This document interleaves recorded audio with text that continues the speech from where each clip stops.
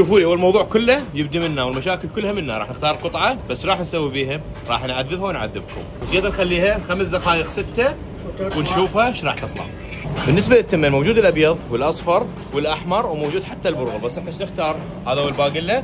نروح قبل على العنبر اللي مطبوخ بجدر الفافون والدهن الحر. يا جماعه العنبر الريحه مالته جاي تفوح، الاولي مال المشخاب. شوفوا لي هذه الطريقه وهذا القوام مالته اللي كانه معجن فظيع. يابسه يا عيني، هذه هي اليابسه. وبعد شنو نخلي الباميه.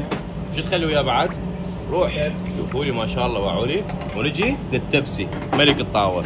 تعال شويه الشعريه وشويه فستق. اللهم صل على محمد وآل محمد. هسه وين نجي؟ تعالي. شوف صاحبتنا كملت بعد هي. شوف الله.